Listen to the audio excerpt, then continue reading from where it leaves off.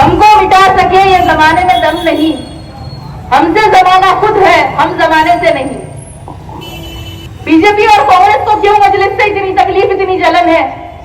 543 में से मजलिस के तो सिर्फ 2 एमपीज है ना, और ये 2 एमपीज के अलावा हैदराबाद में हमारे कुछ एमएलए है, महाराष्ट्र में कुछ है और बिहार में एक एमएलए है। फिर भी उनको इतनी तकलीफ, इतनी जलन क्यों?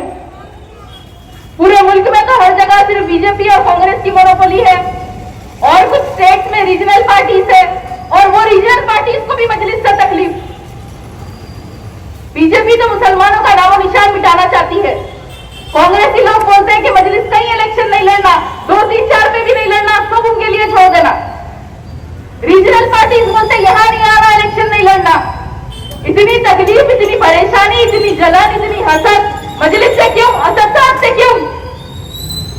क्योंकि कोई नहीं चाहता, ना बीजेपी चाहती, ना कांग्रेस चाहती, ना कोई रीजनल पार्टीज चाहते कि मुसलमानों की अपनी खुद की सियासी क़यादत रहे, मुसलमानों की अपनी खुद की सियासी जमात रहे, मुसलमानों की अपनी खुद की एक आवाज रहे, और मुसलमानों का अपना खुद का एक रहबर रहे।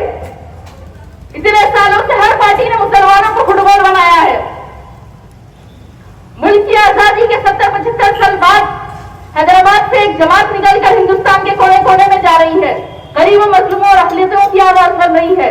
मजलिस का मकसद यह है कि वो मुल्क के माइनॉरिटीज मुसलमानों में इत्तेहाद लाए, हम एक सियासी ताकत बने, हमको हमारा हुकूक मिले, जो ये पार्टीज नहीं चाहते।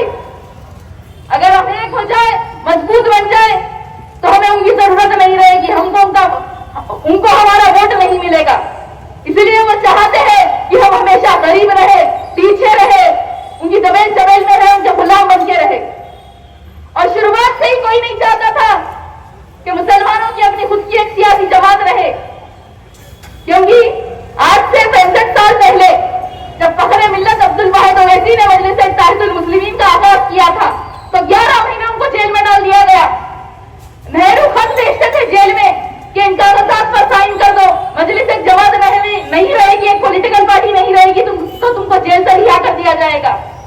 लेकिन फखरे मिल्लत ने जमात का सौदा नहीं किया था। अपने बड़े बुजुर्गों के साथ मिलकर उन्होंने मेहनत की, जिद्दोजहद की, और हमारे उन बड़े बुजुर्गों की बदौलत जो उन्होंने बीज बोए थे, उसका फल आज हम उठा रहे हैं, उसका फल आज हमको मिल रहा है। नजीब मिल्लत असदुद्दीन ओवैसी साहब मुल्क के कोने कोने में जाकर जालिमों के दुश्मन बनकर, फिरकापरस्त ताकतों से लड़कर अपने इंफरादी फायदे के लिए नहीं, इज्तिमाई फायदे के लिए काम कर रहे हैं, कौम मिल्लत के लिए काम कर रहे हैं। अगर मुल्क की आजादी के 70-75 साल बाद अगर कोई मुस्लिम क़ायद हमारे मुल्क में उभर रहा है, आगे बढ़ रहा है, तो किसी को वो बर्दाश्त नहीं हो रहा। इसीलिए आज उन्हीं के घर में, उन्हीं के किले में उनको कमजोर करने की कोशिश की जा रही है, नई नई साजिशें रची जा रही है। आप लोग किसी के बहकावे में मत जाइए। ये कांग्रेस और बीजेपी दोनों एक है, दोनों एक है, दोनों एक ही सिक्के के 2 रुख है। ये कांग्रेस CONGRESS नहीं, CONGRSS है। कांग्रेस का जो पंजा है, ये हाथ है, उससे मुसलमानों का खून बहता है। जब यहाँ पे कांग्रेस की हुकूमत थी आंध्र प्रदेश में, तब फसादात होते थे, मुसलमानों को जेल में डाला जाता था, मुसलमानों का कत्लेआम होता था। चिन्ना रेड्डी के दौर में क्या कुछ मुसलमानों पर जुल्म नहीं हुआ? बाबरी मस्जिद की शहादत जिसकी दौर में हुई, कांग्रेस के वो लीडर नरसिम्हा राव जब आंध्र प्रदेश के चीफ मिनिस्टर थे, तो मुसलमानों के ऊपर क्या कुछ जुल्म नहीं होता था। उन्होंने कहा था कि मुसलमानों के कानों में शीश भर दो,